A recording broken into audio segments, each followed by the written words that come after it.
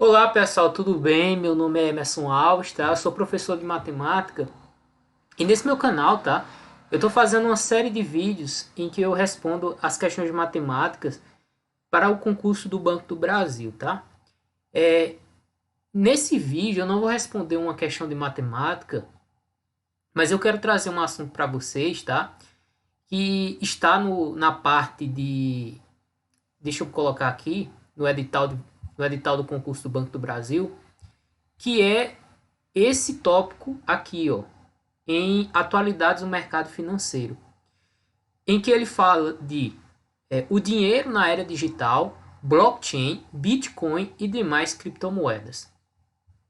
Então, por que eu vou trazer esse assunto para vocês, tá?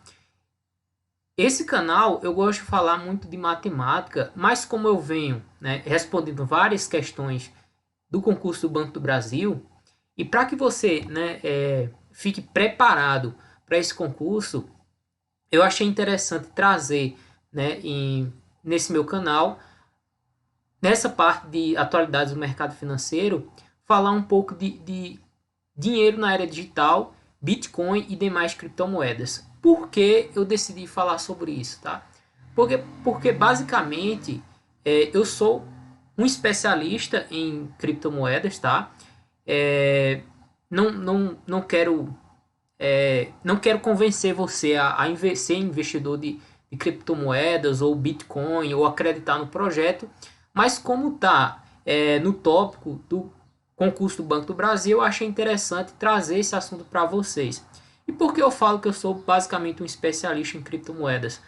Porque eu invisto, tá? E acredito nesse projeto, principalmente em Bitcoin, desde 2018 que eu comecei a estudar, li livros, é, eu utilizo várias redes, não só a rede do Bitcoin para fazer transações, mas outras redes como a rede Ethereum, como a rede Cardano, como a rede é, da Binance, tá? Eu vou falar sobre tudo isso para vocês nesse vídeo. Eu vou falar, destrinchar tudo bem direitinho para vocês e eu vou também ler alguns tópicos de um livro que eu recomendo se você vai fazer esse concurso. Eu acredito que talvez, né, o, tenha uma ou no máximo duas questões falando sobre Bitcoin e blockchain ou demais outras criptomoedas. É, então acho que nesse vídeo talvez seja suficiente para que você entenda todo o funcionamento das criptomoedas, por que elas surgiram, como funciona o mecanismo de transferência, tá? Então vamos antes, né, de eu mostrar a parte prática, eu quero mostrar uns conceitos em um livro, tá? Que nada mais é que esse livro aqui, ó, Bitcoin, a moeda na era digital, tá? Por que eu recomendo esse livro? Porque ele foi escrito, tá? Pelo autor chamado, deixa eu colocar aqui, ó, Fernando Urich. Geralmente ele é um grande entusiasta, tá? E também investidor de criptomoedas. Ele foi um dos primeiros brasileiros aqui a abraçar a ideia de Bitcoin. Eu assisto bastante os vídeos dele e ele já falou antes que quando foi apresentado esse projeto para ele, ele falou que não, acho que um dinheiro digital e tal não fazia sentido e tal. Só que ele teve a humildade de reconhecer, começar a estudar, pesquisar, ver como funciona. E, enfim, ele terminou escrevendo um livro, que é esse daqui que estou mostrando para vocês, Bitcoin, a moeda na era digital, tá? Eu consegui apenas a primeira edição dele, ele tem formato digital na internet, PDF, você encontra fácil. E para vocês fazer esse concurso, eu acho bem interessante dar uma lida nesse livro. Ele, pelos tópicos que está aqui no edital, talvez esse livro seja o suficiente, mas esse vídeo que eu estou trazendo para vocês, ele é basicamente um resumo, tá? Da parte introdutória, da parte conceitual e teórica do Bitcoin e o dinheiro na era digital, tá? Então esse vídeo, pelo menos na parte teórica, e eu vou também pensar, olha, isso aqui pode ser um tema de levar para uma questão do concurso, pode ser cobrado no concurso, e eu vou mostrar isso para vocês, como isso pode ser cobrado, beleza? Então vamos dar uma olhada aqui, eu já destaquei alguns tópicos desse livro bem interessante, tá? O primeiro deles, né? Deixa eu colocar aqui, ó. Deixa eu ver aqui. Aqui, justamente na parte da introdução, eu vou mostrar alguns tópicos que eu achei interessante trazer, levando em conta concurso público, tá? Então já fiz esse destaque. Então, a primeira coisa que eu quero falar para vocês em relação ao que é Bitcoin, né? Quando você vê essa palavra, aquela moeda digital, né? Mas Fernando Urich, ele coloca o seguinte, ó, o Bitcoin é uma forma de dinheiro, tá? Então ele não é simplesmente algo que existe ali na internet, mas ele é uma forma de dinheiro. Assim como o real, como o dólar ou o euro, com a diferença de ser puramente digital. Entenda, isso também pode ser cobrado em concurso. Bitcoin, ele só existe na forma digital ou ele pode ser impresso como as demais moedas. A gente geralmente tem um termo para dólar, euro e real que a gente chama de dinheiro estatal, né? Então isso pode ser uma questão, né? E ele só existe de forma digital, né? E não ser emitido por nenhum governo. Então, vê só, enquanto o dinheiro fiat, que a gente também chama de esse dinheiro real, dólar e euro, né? A gente também chama de fiat. Enquanto esse dinheiro de fiat ele é emitido por um órgão central, que a gente chama de regulado pelo Banco Central, né? Ou pelo governo, o Bitcoin ele não tem esse órgão central que regularmente tem essa emissão, na verdade, de novas unidades. O seu valor é determinado livremente pelos indivíduos do mercado. Então, veja, enquanto o preço, né, do real em relação ao dólar, por exemplo, ele é, de certa forma, manipulado, tá, pelo Banco Central, o Bitcoin, ele não tem esse órgão que determine um certo lastro da sua emissão, certo? A gente coloca, como a gente que investe em Bitcoin, a gente diz o seguinte, que o Bitcoin ele é o próprio lastro, ou seja, um Bitcoin, ou 0,005 Bitcoin, que a gente chama essas frações de satoshis, isso já é a unidade de lastro de qualquer outro ativo, tá? Eu vou mostrar isso para vocês, que, por exemplo, outros projetos como Ethereum, Cardano, eles têm, né? Eles são cotados em Bitcoin, certo? Então, eu vou mostrar isso mais para frente para vocês. Então, como ele é, né, determinado livremente pelo mercado, tá? Simplesmente pela oferta e demanda, tá? Se tem muitos bitcoins em circulação e pouca gente procurando, muito provavelmente vamos ter um preço mais barato. Ou se temos uma oferta baixa, tá? De bitcoins e muita gente procurando, a gente provavelmente vai ter um preço elevado em relação ao dólar ou em relação ao real, por exemplo. Isso é feito, né? O Bitcoin ele é feito para transações online.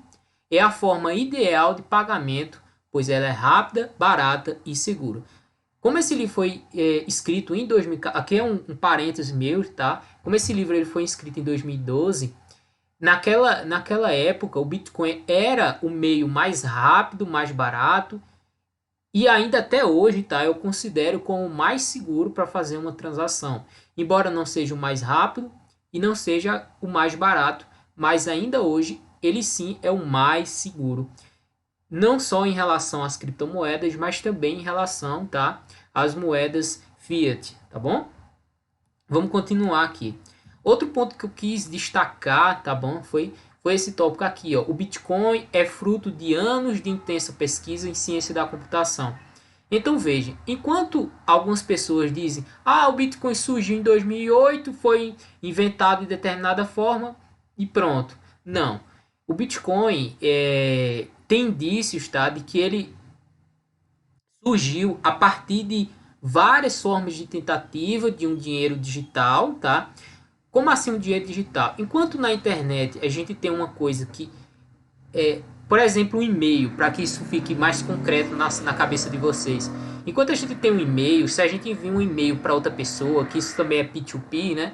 Eu envio, eu, por exemplo, eu pego o meu e-mail lá no Gmail e envio para outra pessoa, certo? Então, esse e-mail que eu enviei, ele pode ser copiado, né? Ele pode, a outra pessoa que recebeu pode copiá-lo, pode enviar para outra pessoa, e esse mesmo e-mail que eu enviei para essa pessoa, eu ainda posso enviá-lo várias vezes para outras pessoas. Então, quando surgiu a ideia de um dinheiro digital, a ideia era que essa transferência ela fosse imutável, ou seja, fosse uma coisa incopiável. A partir do momento que eu transfiro para outra pessoa, eu não posso mais ter acesso, tá, a essas unidades. Eu também não posso copiá-lo, tá? E não posso modificá-lo de forma fácil, tá? Por que eu digo isso? Porque o Bitcoin ele sofre, tá? O que a gente chama de atualizações, mas já não é qualquer tipo de atualização, tá? Eu vou mostrar mais à frente para vocês sobre mineração e validação dos mineradores. Aí eu explico mais a fundo sobre essa parte de atualização do Bitcoin e de qualquer outro tipo de criptomoedas, tá? Então, pelo Bitcoin ele ter, né, essa imutabilidade, ou seja, ser muito difícil de ser atualizado, tá? Então a gente diz que a rede, né, do Bitcoin ela é muito segura, tá? Por outros aspectos que eu também vou trazer para vocês aqui. Vamos continuar. Outra coisa que eu quis destacar para vocês foi esse tópico que diz o seguinte, ó: Bitcoin é a maior invenção tecnológica desde a internet. Ele é revolucionário, sem precedentes e tem o potencial de mudar o mundo de uma forma jamais vista. Então, a moeda, que é o Bitcoin, ele é o futuro. O avanço da liberdade individual é uma esperança e uma grata novidade. Então veja, embora você não concorde com isso, tá? Mas quando eu li esse livro e eu vi a ideia em 2018, eu abracei a ideia, né? Era uma coisa totalmente diferente. E veja, você tinha uma coisa na internet que é totalmente escasso. Eu vou mostrar mais à frente para vocês porque o Bitcoin ele é escasso. E ele é incopiável, entendeu? E não tem fronteiras, ele é resistente a qualquer tipo de censura, tá? Veja que muitas vezes o Bitcoin resistiu a várias censuras. Eu vou colocar um exemplo aqui de um governo, por exemplo, o governo chinês, que recentemente censurou, tá, o Bitcoin e outras criptomoedas, tá? E você pode muito bem pesquisar na internet, eu não vou me aprofundar nesse assunto, porque a ideia aqui é falar em relação a como esse assunto, tá, o dinheiro na era digital, Bitcoin e outras criptomoedas pode ser cobrado em concurso público. Essa parte do livro, né, essa parte teórica, não seria o melhor livro, né, senão o de Fernando Urich, que eu estou fazendo um resumo aqui. Bom, aqui eu entro na parte em que a gente vai determinar o que é o Bitcoin, a gente vai ver qual a funcionalidade, como ele surgiu, tá? Então, primeiro que Fernando Urich, ele diz o seguinte, que o Bitcoin ele é uma moeda digital. Eu já expliquei para vocês porque ele é uma moeda digital, ele não pode ser emitido de forma física, né?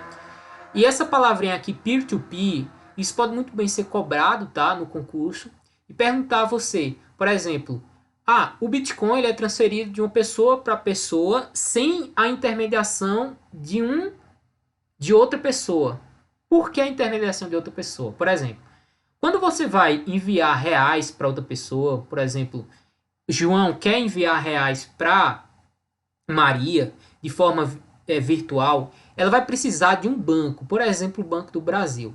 Ela vai precisar acessar o aplicativo do Banco do Brasil, pegar o tipo de transferência, vamos supor o TED, tá? Pegar o tipo de transferência, utilizar o TED e transferir, pegar os dados de Maria, utilizar lá dentro do aplicativo do Banco do Brasil e transferir para Maria. Mas por que ele não é peer-to-peer, tá? Pessoa para pessoa? Porque precisou, tá? De uma entidade, tá? ou de instituição para realizar essa transferência. Qual foi essa instituição? Essa entidade, o Banco do Brasil. E o Pix, tá? Como o Pix, então, quem é que valida as transações do Pix, tá? Se eu fizer um vídeo falando sobre o Pix, tá, eu vou mostrar para vocês que o Pix nada mais é que uma cópia do Bitcoin, ou pelo menos da rede de funcionamento do Bitcoin, só que com algumas diferenças, tá? Então, quer dizer que o Pix ele é pessoa para pessoa? Não necessariamente, porque o Pix ele necessita, tá, de uma validação de um órgão central. Qual é esse órgão central? O Banco Central do Brasil. Então, quando eu transfiro, tá, um Pix, tá, da minha conta bancária, veja, eu ainda necessito da entidade da minha conta bancária e ainda necessito da validação da transação do Banco Central, certo? Então, por isso, né, que uma das ideias de quando surgiu o Bitcoin era que não seria necessário mais existir, pelo menos para quem, né, quisesse ter uma transferência diretamente peer-to-peer, né, de uma pessoa para outra pessoa, sem a necessidade de uma entidade, tá? Ou de um órgão central. Vamos continuar aqui quando o Fernando Urich conceitua o Bitcoin, né? Geralmente as pessoas falam Bitcoin, mas na verdade é Bitcoin, tá? A pronúncia correta é Bit, desse nome mesmo, Bit, né?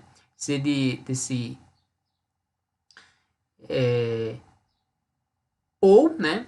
Vamos continuar dando uma lida aqui. Ou simplesmente de ponto a ponto, ou seja, ponto a ponto que significa de uma ponta de uma pessoa a outra pessoa essa transferência, né? De dinheiro digital.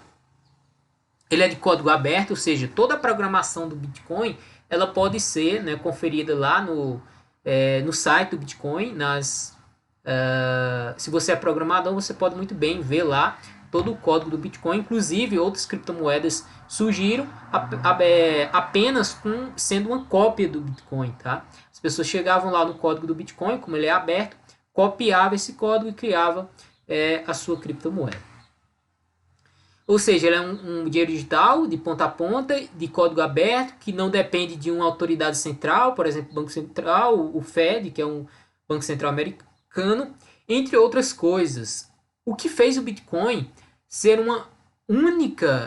ser único, né? E o fato dele ser o primeiro sistema de pagamentos global, totalmente descentralizado. Quando eu coloco descentralizado é porque não existe um único órgão central que valida as transações. A gente tem diversos validadores de validação da transação para que essa transação ocorra, tá? Ainda que à primeira vista possa parecer complicado, os conceitos fundamentais não são difíceis de compreender.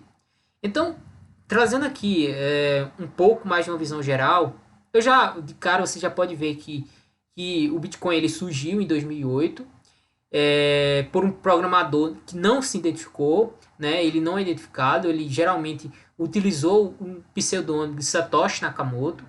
Aí você deve ficar se perguntando, mas Satoshi Nakamoto pode ser uma organização, pode ser vários hackers, pode ser qualquer coisa, mas na época quando surgiu o Bitcoin, tá? Existia uma rede social que ela acho que ainda é válida até hoje, que tinha um pseudônimo Satoshi Nakamoto, em que ele tinha pronunciamentos falando sobre a rede, falando do que era o Bitcoin, né? Falando dos funcionamentos, e ele sim, de fato, era o criador do Bitcoin. Mas essa conta ficou inativa por muitos anos, tá? E uma das coisas que deixa o Bitcoin único é esse fato dele não ter, de fato, um criador presente, tá? Ele basicamente fez a rede, lançou o protocolo e disse, pronto, o meu filho está pronto e ele vai, a partir de agora, ele está por conta própria e por conta de vocês, tá?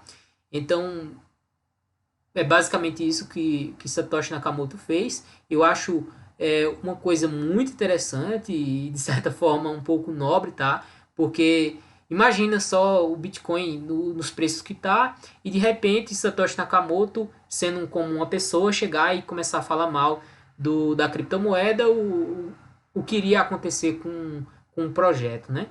E por que eu falo isso, tá? Embora muitas vezes o Bitcoin ele seja lento, ou em alguma transação em relação a outros tipos de criptomoeda ou outro sistema de pagamento, mas ele é ainda hoje, tá? O sistema de pagamento mais seguro, mais descentralizado e ele é o meio de pagamento e a forma digital, né? Que melhor resiste a determinada censura de qualquer governo ou autoridade ou regulamentação, tá? Mas o Bitcoin é lento, podemos dizer, na sua camada original, mas para suprir essa necessidade, surgiu uma segunda camada no Bitcoin, que era chamada de Lightning Network, que ela nada mais é do que uma transferência, tá? De um canal aberto, então você teria que abrir um canal com outra pessoa, por exemplo, um nodo, né? Quando um validador de transação tem um nodo, ele abre um canal, né? Para que outra pessoa, né, envie esses satoshis para o outro nodo. Existem carteiras, tá, que aceitam transações em Light Network. E qual a velocidade dessa transação? Bom, ela é instantânea, tá? Eu acredito que ela seja até mais rápida ainda do que o Pix. E as transações praticamente elas são, ao preço, né, dessas transações, elas são praticamente zero. Então, eu tenho, né, plena convicção de que o Pix, né, ele nada mais foi que uma estrutura, tá, uma rede e os meios de um tráfego de dinheiro digital que pode ser, né, trafegado por esse Pix, que é a rede de pagamentos do Banco Central. Mas por que o Banco Central criou esse Pix? Tá? Simplesmente para facilitar a transação de real? Sim, né? Ele, até no próprio discurso lá do presidente do Banco Central, ele coloca a necessidade de uma forma de pagamento do futuro, né? Que seja de forma rápida, instantânea, barata, que hoje ela não tem custo, né? Para você fazer transação, mas se o Banco Central quiser, por exemplo, criar uma criptomoedas, que existe também um, um projeto realizado pelos bancos centrais de criar uns CBDCs, que são moedas digitais de bancos centrais, e se o Banco Central do Brasil quiser criar uma CBDC, né, todo o tráfego, né, por onde esse real digital vai trafegar, ele já está montado, que é nada mais do que o Pix, beleza? Então, veja, a partir do momento agora eu falei, né, do Bitcoin, moeda na era digital, e falei também do Pix, né? Então, quando eu mostrar de forma prática como você pode transferir Bitcoin, você vai ver que é muito semelhante à forma que você faz uma realização de um pagamento utilizando o sistema do Banco Central, que é o Pix. Vamos ver aqui o que eu mais destaquei, tá? Outra coisa que é bem interessante da gente pontuar é em relação às transações, tá? Todas as transações que ocorrem, né, na economia do Bitcoin são registradas em uma espécie de livro-razão, que é o que a gente chama de blockchain, tá? Público, tá? Ou seja, essa blockchain ela é pública e distribuída, chamada de blockchain. Ou seja, ela é uma corrente de blocos ou simplesmente um registro público. Então você tem em um local da internet em que essas transações, tá? E essas quantidades de Bitcoin, elas estão registradas em um livro na internet de forma pública, tá? E qualquer pessoa pode ir lá consultar o registro público dessas transações. E isso é basicamente o que a gente pode chamar de blockchain. Então, se o examinador da banca chegar e cobrar o que é blockchain, então você pode procurar nas alternativas que é uma corrente de blocos ou simplesmente um registro público de transações. Então você vai ter todas as transações registradas em um lugar da internet, tá? Em que ele é público e você pode consultar a qualquer momento, tá? Eu achei interessante também destacar esse outro tópico em relação ao Bitcoin e outros meios de pagamento. Então vamos dar uma lida aqui, ó. É importante notar que as transações na rede Bitcoin não são denominadas em dólares, euros ou reais, como são no PayPal, tá? Ou do Mastercard. Em vez disso, são denominadas em Bitcoin. Então, lembra lá no início, quando eu falei que o Bitcoin ele não tem lastro, porque ele é sim o próprio lastro, ou seja, uma unidade de Bitcoin, ele sempre vai ser um Bitcoin, ou como frações de Bitcoin, tá? Eu já vou adiantar para vocês que um Bitcoin ele pode ser dividido em 8 casas decimais, ou seja, que a gente chama de satoshis, tá? Então, por exemplo, 5.000 satoshis, se você compra 5.000 satoshis por um preço, esses 5.000 satoshis, ele continua sendo 5.000 satoshis para sempre, tá? Então, por isso que a gente gosta de falar, a gente que investe em Bitcoin principalmente, de que o Bitcoin ele é o próprio lastro, entendeu?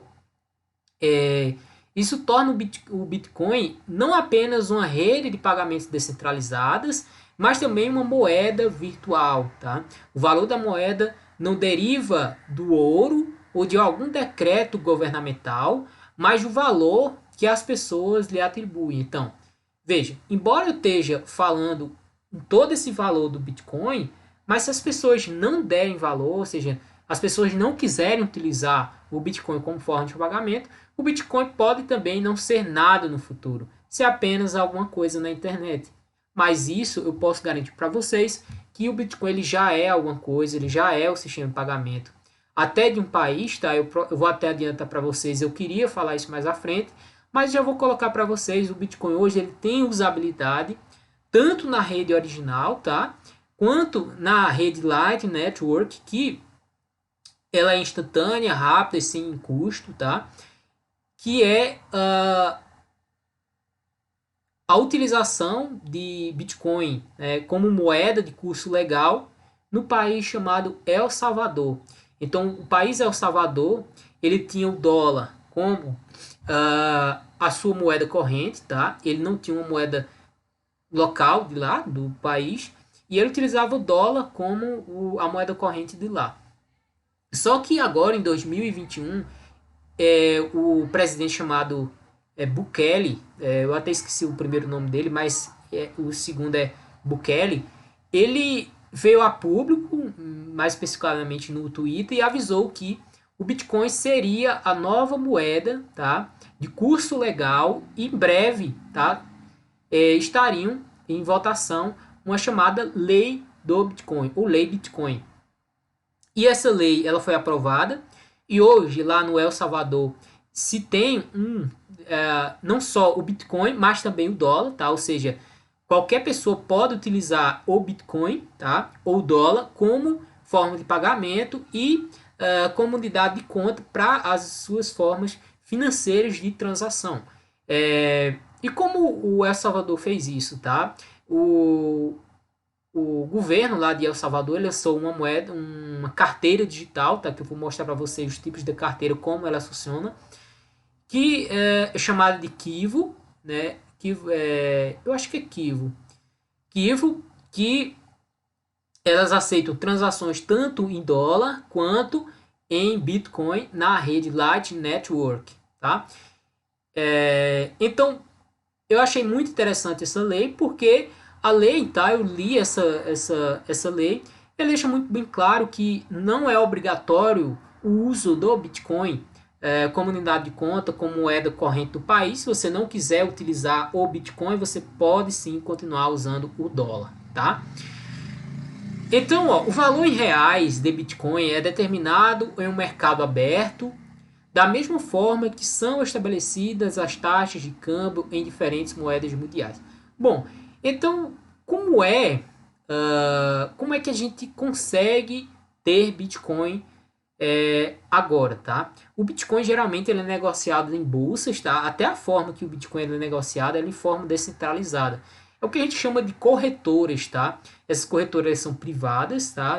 Ou seja, são instituições privadas. As mais conhecidas no Brasil a gente tem como Mercado Bitcoin, tem a Bitpreço, tem a Bitcoin Trade e a corretora maior do mundo que é a Binance, tá? Você pode chegar lá com real, com dólar, tá? E trocar o seu dinheiro fiat por Bitcoin. Isso não é uma recomendação de investimento. Não quero que você tome minhas decisões ou tome suas decisões baseadas em apenas no que eu acredito, tá? É, e você deve ficar perguntando, o Bitcoin surgiu muito, então você deve estar rico. Não, eu não estou rico, tá? Eu ganhei um pouco de dinheiro porque eu acreditei quando ninguém mais acreditava no projeto, que foi em 2018, 2019 e 2020. Eu comprei quando o Bitcoin ali valia muito pouco, valia, eu vou estar em dólar, tá? O Bitcoin valeu 3 mil dólares, hoje o Bitcoin está por volta de 40 ou 50 mil dólares, então eu ganhei um pouco de dinheiro, tá? Embora eu queria investir muito pouco, porque eu não queria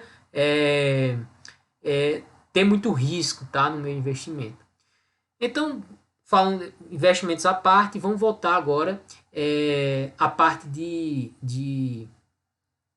dessa voltada para concurso público, tá? Então, outras coisas que eu destaquei aqui no livro também foi em relação às transações, que elas são verificadas, tá? Qualquer pessoa pode chegar lá no livro público do Bitcoin e verificar se as transações elas estão realmente elas estão acontecendo, tá? É, ela é realizada por meio de uso inteligente de criptografia de chave pública, então, para essas transações serem validadas, elas vão ter uma chave pública que você vai, por exemplo, receber. Você vai pegar essa sua chave de uma carteira de criptomoedas ou uma carteira de Bitcoin, apresentar essa chave pública, seja em formato de QR Code ou em formato como você tem lá um Pix aleatório, parecido com aquela chave, e você envia essa chave, que ela é pública, para outra pessoa.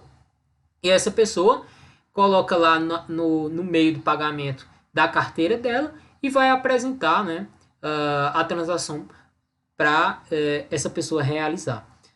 Da mesma forma, tá, que existe também uma chave privada, tá, da carteira. Então essa chave privada, geralmente ela é um mnemônico de 12 ou 24 palavras, em que você não pode, tá, torná-la pública, porque ela vai dar acesso, tá, a sua carteira, a seu acesso à quantidade de bitcoins que você tem da blockchain.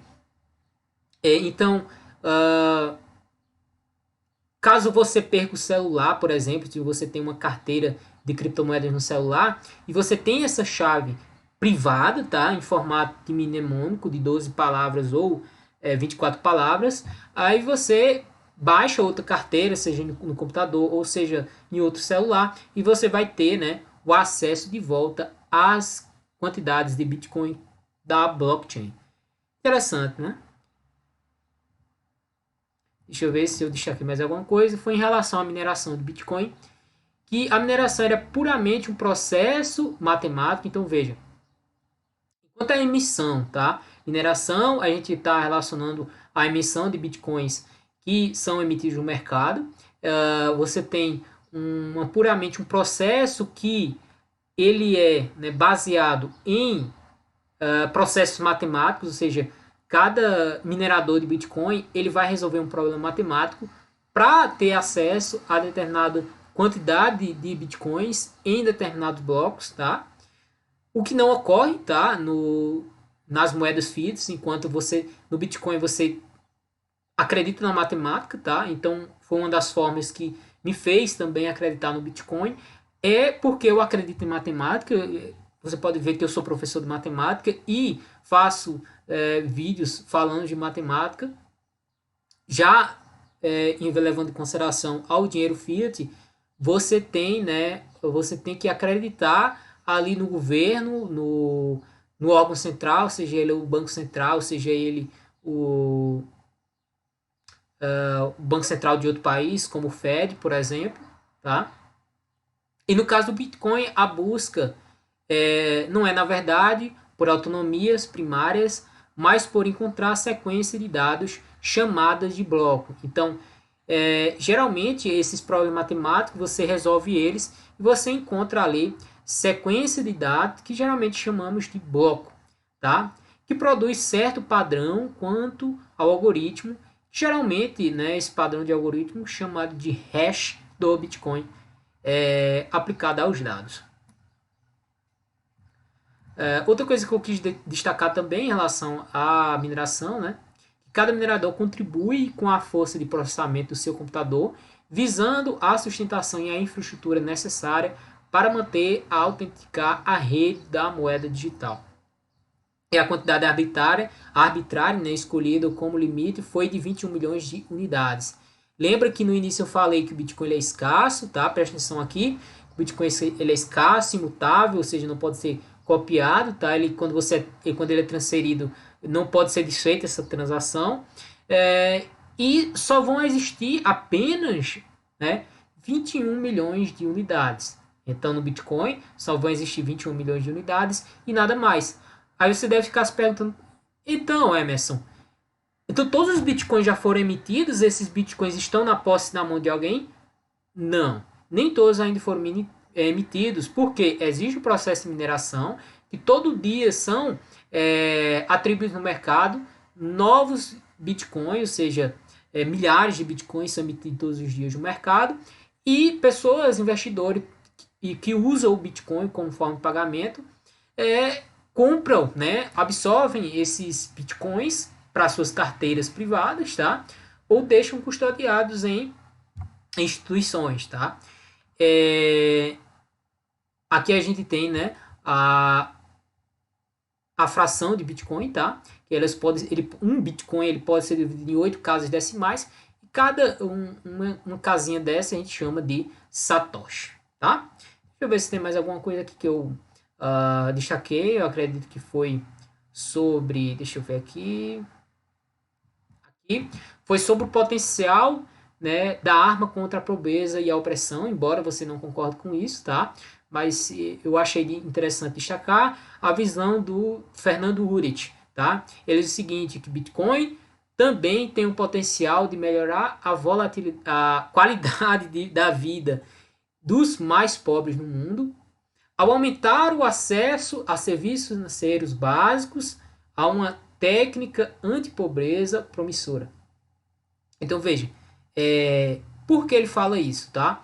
Porque enquanto a gente tem o real, que ele sofre uma inflação, tá? Veja que a inflação ela é observada a partir do momento que a gente vai no mercado, vai fazer compra de algum produto, a gente tem uma elevação do preço dos produtos. Isso não é basicamente porque o produto está ficando caro, mas porque a moeda fiat ela fica se desvalorizando em relação ao tempo. Então, quando você tem Bitcoin, ou pelo menos a proposta do Bitcoin dele ser escasso, dele ter uma limitação de ser de 21 milhões de unidades, é que ele não perca o poder de compra ao longo do tempo. Enquanto na moeda fiat você tem, né, uma desvalorização em relação ao tempo, a proposta do Bitcoin é que ele mantenha o seu poder de compra, tá, em relação aos produtos e serviços de um país, do mundo em geral. E, consequentemente, isso a gente vai ter, a partir do momento que a gente tem uma procura, tem uma demanda, a gente também tem uma valorização desse produto chamado de dinheiro digital ou forma de pagamento. Tá? Deixa eu ver se eu destaquei mais alguma coisa aqui, que foi o Bitcoin. Dessa forma, ela proporciona uma válvula de escape para pessoas que almejam uma alternativa à moeda depreciada de seu país ou ao mercado de capitais estrangeiros. Quando a gente fala de moedas depreciadas de um país, eu coloco o real, por exemplo, tá? Que em 2020 o Bitcoin foi a moeda, desculpa, Bitcoin não, o real ele foi a moeda mais desvalorizada no mundo, tá? O real ele perdeu em torno de 40%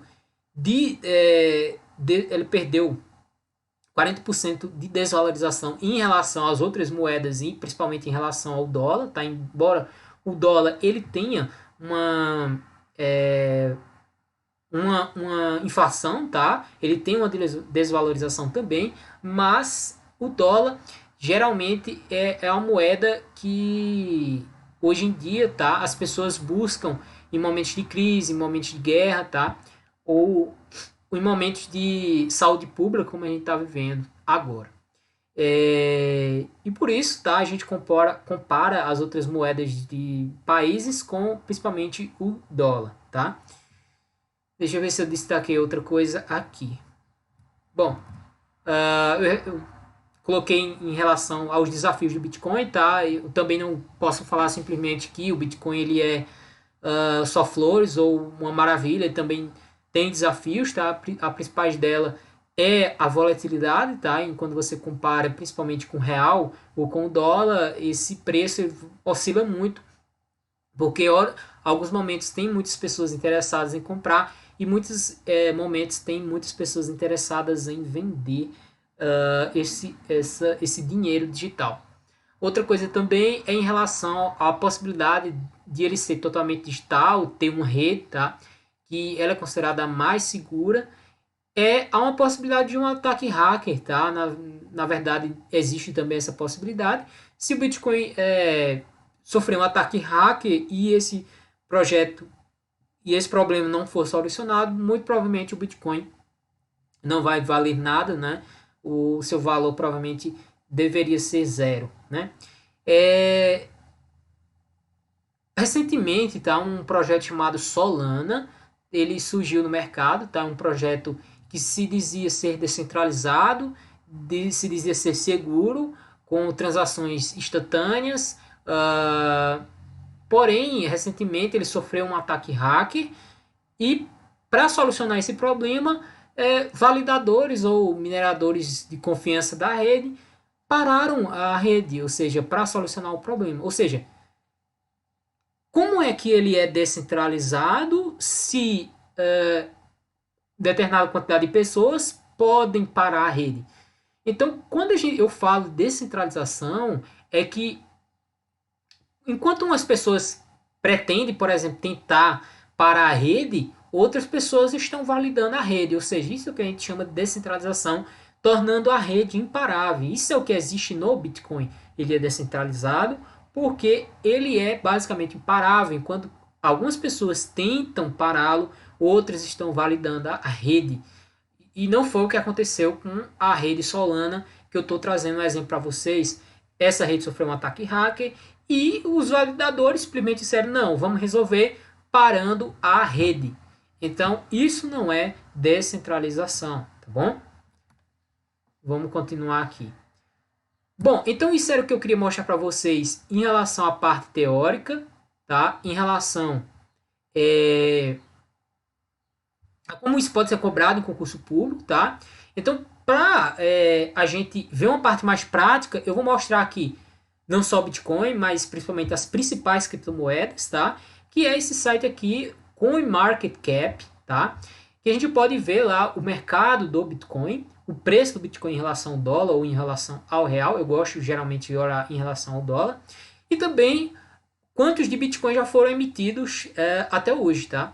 Então a gente tem aqui, ó, nesse market cap, as principais criptomoedas, a gente tem aqui, ó, Bitcoin, tem Ethereum, que é a segunda principal criptomoeda, tá? Ethereum eu não gosto de chamar de criptomoeda, talvez um examinador chame Ethereum de criptomoeda, mas eu gosto de chamar de Ethereum de rede, ou ela seja, uma rede de transações de pagamento também, e de criação de tokens, criação de contratos inteligentes dentro dessa rede. Aí você deve se perguntar, então não tem, eu vou mostrar isso, esses projetos que são criados, ou seja, são criados outros projetos dentro da rede Ethereum, tá? E recentemente, tá? Eu falei para vocês que o Bitcoin ele tem projetos de melhoria e atualização. O Bitcoin ele surgiu uma atualização chamada Taproot, que permitiu essa rede que eu chamo de rede inteligente, tá? Que você pode criar contratos inteligentes, NFT, projetos escassos dentro da rede. E o Bitcoin, a partir dessa última atualização, também vai ser possível você ter esse tipo de projeto dentro da rede Bitcoin. Como muita gente diz, principalmente quando outros investidores, tá? Eu até, assim, eu respeito quem não investe em Bitcoin, tá? E dizer que o Bitcoin é só uma forma de pagamento, como o real, o dólar, sim, mas como o Bitcoin surgiu como sendo a primeira criptomoeda digital, sendo uma coisa descentralizada, sendo uma coisa totalmente digital, e que uma coisa nova, tá? E sendo, pelo tudo que eu te mostrei até agora, será que o Bitcoin ele não vale nada, tá? Ele pode ser transferido de mim para outra pessoa, por exemplo, sem a necessidade de intermediário. Será que esse projeto ele não vale alguma coisa, tá? E outra coisa que outros investidores falam também em relação ao Bitcoin, porque não investem em Bitcoin, é porque ele não proporciona renda passiva, tá? O que é errado, tá? Na rede do Ethereum, tá? Eu vou mostrar para vocês que é possível ter renda passiva em criptomoedas, tá? Então você delega suas criptomoedas, tá? De forma descentralizada, tá? A partir do momento a partir de algoritmos de contratos inteligentes, como se fosse, por exemplo, você empresta dinheiro para outra pessoa e essa pessoa, a partir do algoritmo que ele trava lá o dinheiro da pessoa que quer pegar o empréstimo para pagar, né, os juros, né, a pessoa que está emprestando. Tudo isso de forma matemática e através de algoritmo, sem intermediário, ou seja, você pode fazer isso dentro de uma carteira de criptomoedas, tá? Ou de uma carteira de Ethereum, tá? Outro projeto que é muito inovador aqui, que é o projeto Cardano. Eu gosto de chamar que o projeto Cardano, ele é uma blockchain de segunda geração, ou alguns chamam de terceira geração. Por que terceira geração? Porque eu não falei isso para vocês antes, mas o Bitcoin, para ele ser minerado, preste atenção aqui que isso também pode ser cobrado em concurso público, tá? O Bitcoin, ele tem um projeto de mineração que é chamado de Proof of Work, tá? A partir da mineração ou do poder computacional de um computador, por exemplo, ou de uma, né? Já Cardano, ela surgiu com uma proposta chamada Proof of Stake, que é a partir de delegação, tá? Você pode delegar suas quantidades de ADA para uma pool de mineração, tá? E alguém lá na pool ou essa pessoa da pool vai fazer essa mineração de forma física, tá? E a partir daí você pode ter rendimentos, tá? A partir da delegação dessa pool. O que, mais uma vez, mostra que você pode sim ter renda passiva dentro de criptomoedas, tá? Falei de Ethereum, falei de Bitcoin, né? Ethereum, falei de Cardano. Vou falar agora de Binance Coin, que ela é um projeto da maior corretora do mundo, ela é negociada pelo código BNB. A maior corretora do mundo é a Binance. E ela lançou esse projeto, Binance Coin, né, que ela também é um sistema de pagamento muito mais barato do que a rede Ethereum, muito mais barato que a rede Bitcoin. E ela tem uma compatibilidade na rede Ethereum, ou seja,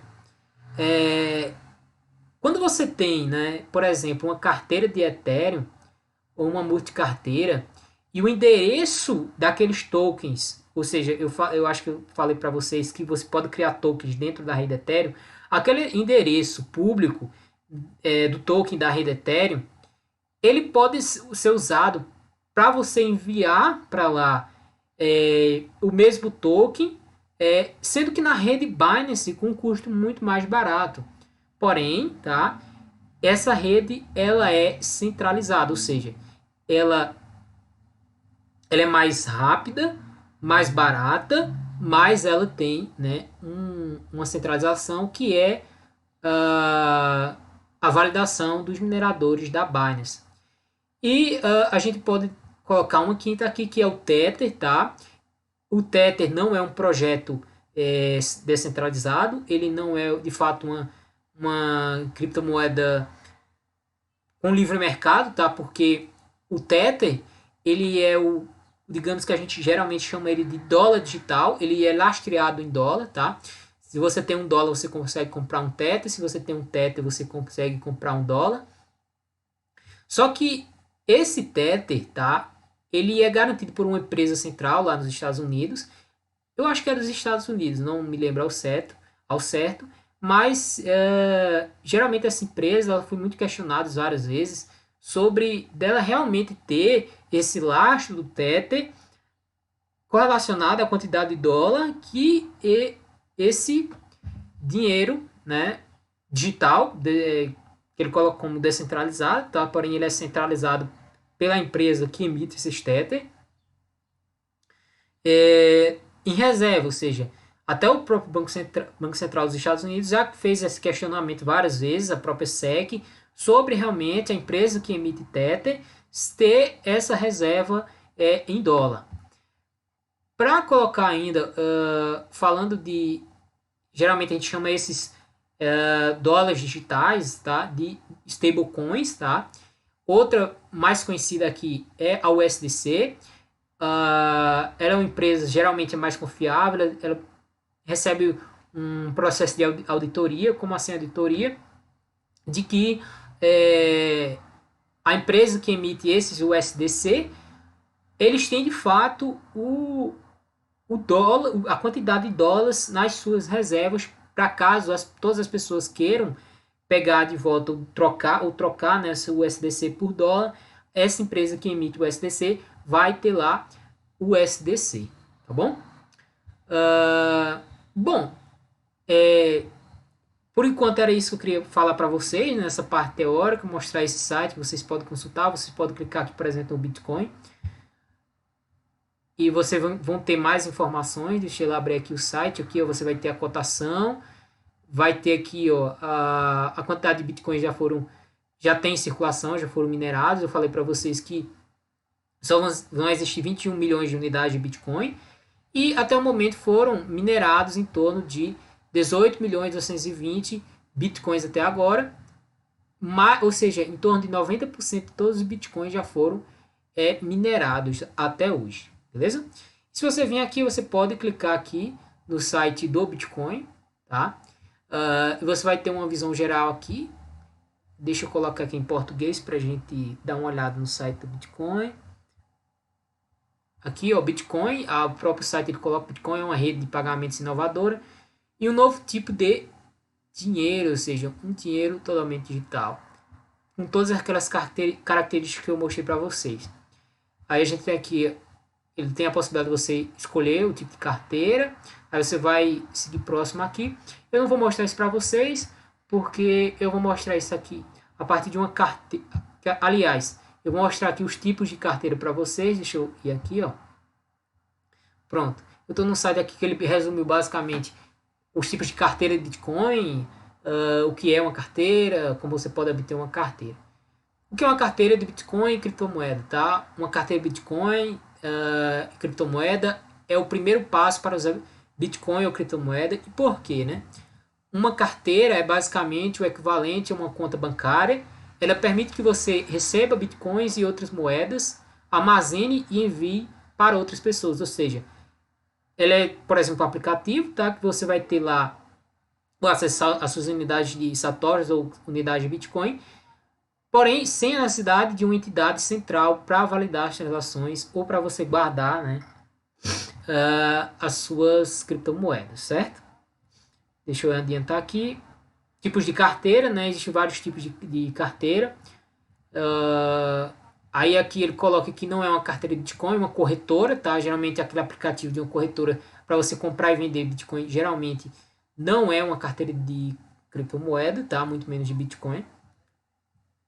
Agora a gente entra no tipos de Bitcoin e carteiras de criptomoeda. Agora vamos discutir os tipos de carteira e por que você pode querer usar um tipo de vez ou outra, tá? Eu vou mostrar uma carteira de forma online para vocês, como é uma carteira. Ao final deste capítulo você terá uma boa ideia de qual carteira é certa para você. Vamos lá. Então a gente tem uma carteira de hardware, que ela é basicamente um pendrive, geralmente a gente tem uma Ledger Nano, né? Uh, que ela é basicamente um pendrive em que você, lembra que eu falei para vocês que você tem uma chave privada em que você tem aquele mnemônico, né, para acessar. E você, quando você cria uma carteira, você cria um arquivozinho, né?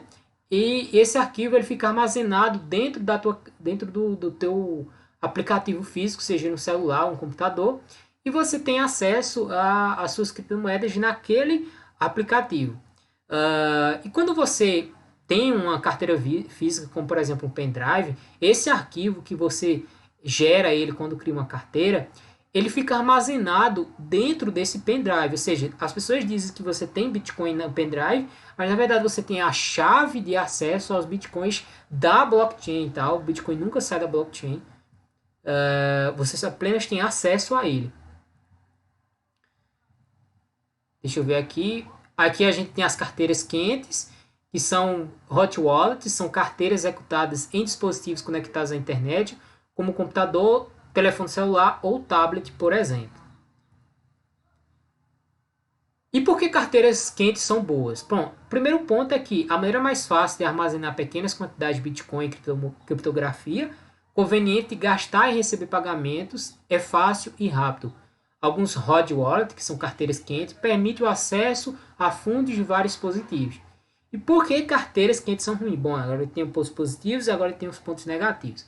Não é seguro para armazenamento, né? Ela tem uma grande quantidade de bitcoins de criptografia. Você pode esquecer o aplicativo que está sendo instalado no seu telefone. Qual carteira é a melhor para você? Bom, vamos lá. Aqui, deixa eu ver se tem alguns tipos. Como adicionar fundos a uma carteira de Bitcoin? Um exemplo aqui a gente tem a eToro, que é um exemplo de carteira para celular. Coinmama também é outro exemplo, tá? Para celular, para computador, tá? Carteira de hardware que mantenha suas moedas seguras, que eu já mostrei para vocês, falei para vocês, que é um dispositivo físico que geralmente armazena aquela parte, aquele arquivo que é gerado a partir do momento que você cria uma carteira de criptomoedas, tá? Eu estou aqui resumindo bem rápido para vocês. As principais delas temos a Ledger Nano, a Ledger Nano S, Trezor T, que geralmente é a mais segura, e Tesouro One. Se você quiser comprar uma carteira física mais segura, ela está por volta de $189, tá?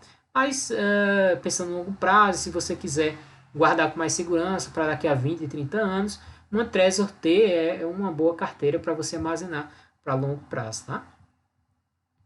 Vai falar de cada uma delas, como funciona. A carteiras quentes, que geralmente são as carteiras que você gera em um aplicativo de computador, um aplicativo de celular. Aqui a gente tem alguns exemplos delas, como a Electron, a Blockchain Gree, tá? Essas daqui a Borda, a BRD, Blockchain Gree, Aqua. Aqui para celular também, carteira Bitcoin.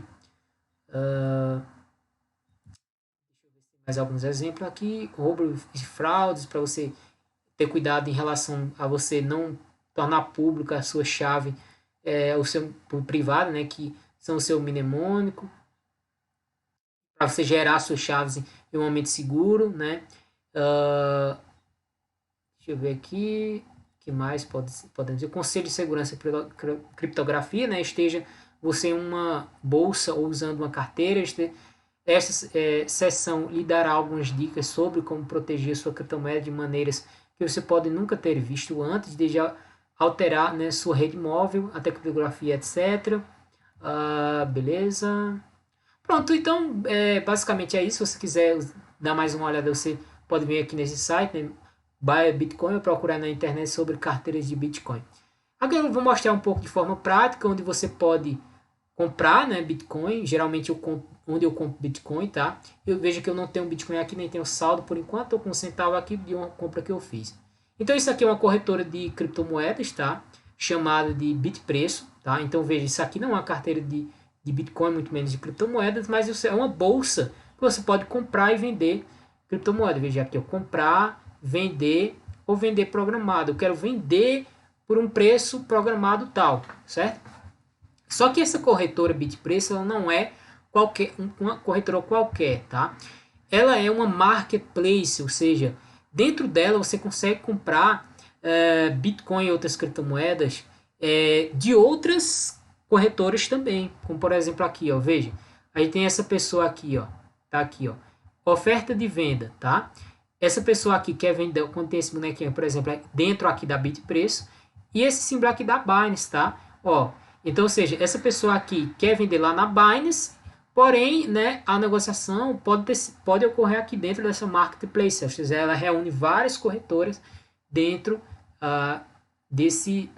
dessa corretora só que a gente tem aqui, deixa eu ver aqui, ó, dentro da PancakeSwap, tá, que é uma corretora descentralizada, deixa eu ver aqui, olha aqui, ó, Mercado Bitcoin, que é uma corretora segura, porém tem taxas muito caras.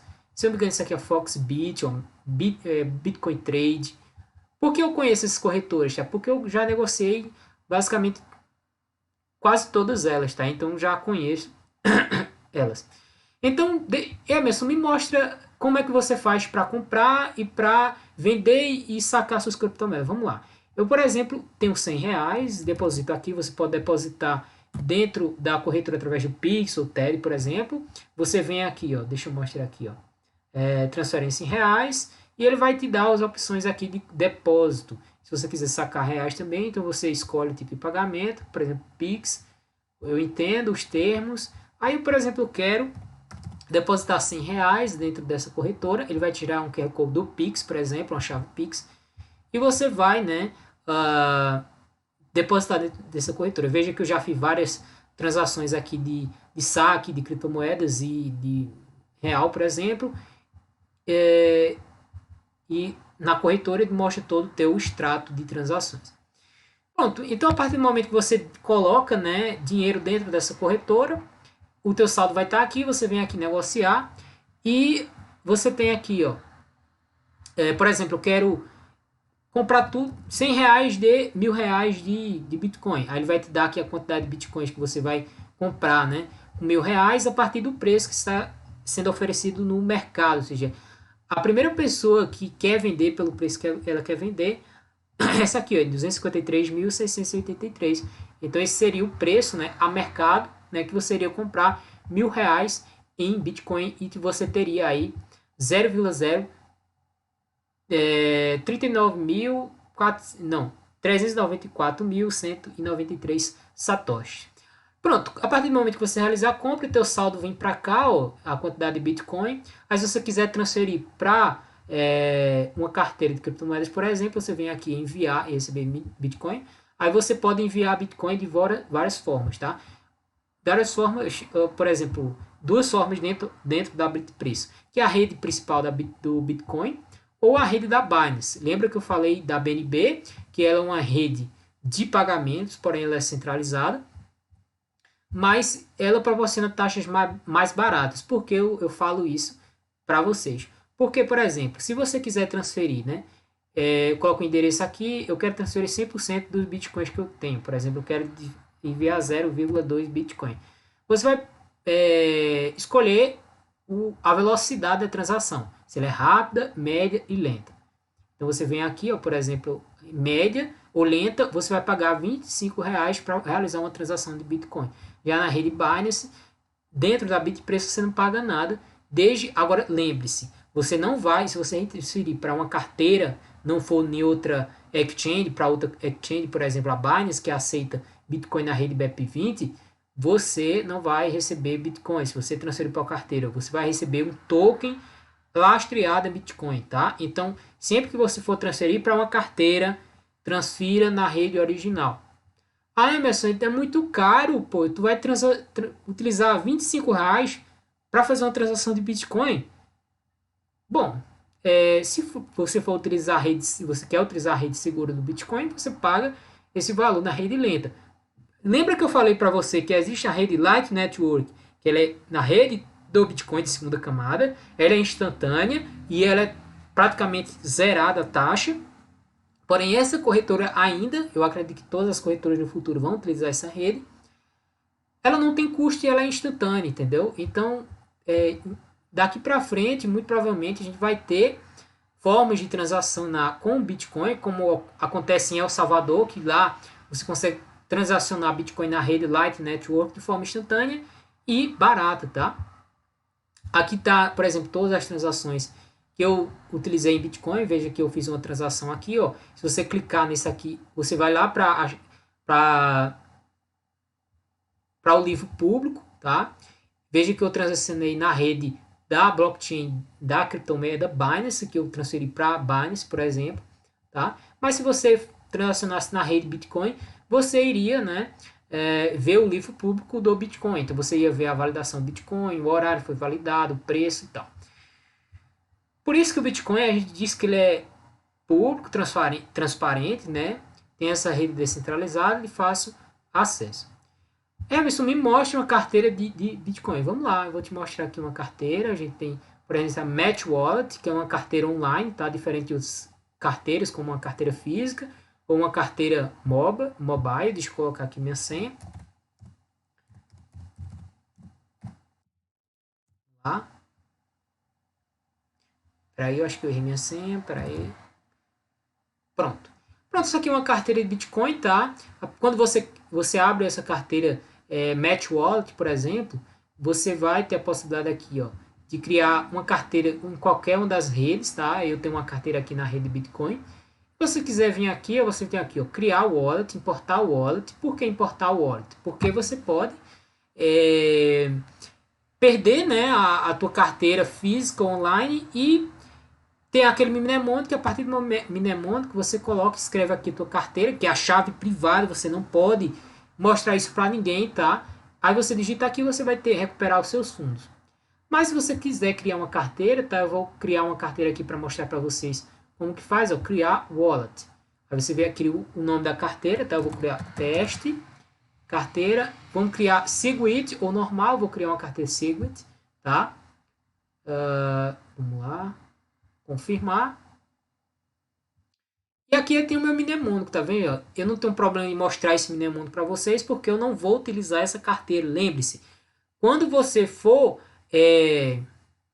criar uma carteira, não mostre essa chave para ninguém. Veja que são 12 palavras. 1, 2, 3, 4, 5, 6, 7, 8, 9, 10, 11, 12.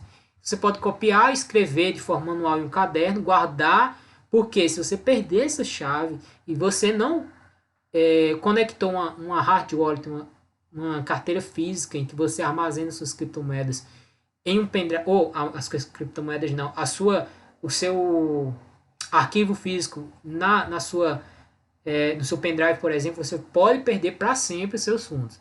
Você copiou, você vai completar, tá? Pronto, criei uma carteira teste. Então isso aqui, ó, veja. Ele te deu aquela chave, daqui é o mnemônico, e essa aqui é minha chave pública, ou seja, eu posso copiar essa chave pública, copiei, tá bom? E eu colo aqui, ó, endereço da carteira de destino, eu colo aqui, por exemplo, isso pode ser em uma carteira, por exemplo, coloco aqui a quantidade que eu quero transferir e como eu não tenho saldo, ele vai mostrar aqui que eu não posso transferir, tá? Isso é dentro de uma corretora. Aí, se eu tiver saldo, né, eu coloco aqui a quantidade de saldo que eu quero transferir, clico aqui em transferir e eu posso clicar aqui na validação da transação e quando o bloco ser validado, o bloco da transação ser validado, eu venho aqui na minha carteira, tá, a Match Wallet e, por exemplo, deixa ela abrir aqui, eu venho aqui, ó, e a quantidade de bitcoins vão aparecer aqui, tá bom? Eu vou excluir essa carteira porque eu não vou usar essa carteira. Inclusive, ela foi exposta, tá? A minha chave pública ou a minha chave privada, ela foi exposta, então eu vou excluir. Eu cliquei em renomear, né? Eu vou excluir essa carteira aqui. Cadê? Deixa eu ver aqui. Remover wallet. Sim, confirmar. Então, removi minha carteira. Então, aqui você vai ter os seus fundos, né? Em saldos. Para ter acesso às suas criptomoedas. Pronto, beleza. Então, isso era o que eu queria mostrar para vocês, tá? Eu espero que tenham gostado desse vídeo, tá? Eu pensei bastante de como eu poderia mostrar isso para vocês, tanto de uma forma teórica como de uma forma prática, e Espero que você faça uma boa prova, tá? Eu também eu sou concursado atualmente e eu estudei, já fiz bastante concurso, já estudei bastante para concurso. E eu quis unir, tá, essa parte que eu entendo sobre matemática, entendo sobre criptomoedas. Como eu falei para vocês, eu sou basicamente um especialista em criptomoedas. Eu queria mostrar para vocês sobre contratos inteligentes, mas acho que esse vídeo já faz mais de 1 hora, né? Então eu posso fazer isso em outro vídeo, até porque esse vídeo não é relacionado a investimento, e sim sobre a parte teórica de como você pode resolver questões de concurso sobre esse assunto de dinheiro na era digital, tá? Espero muito que tenha gostado, espero que tenha contribuído para o seu sucesso, tá? Um forte abraço e te vejo no próximo vídeo.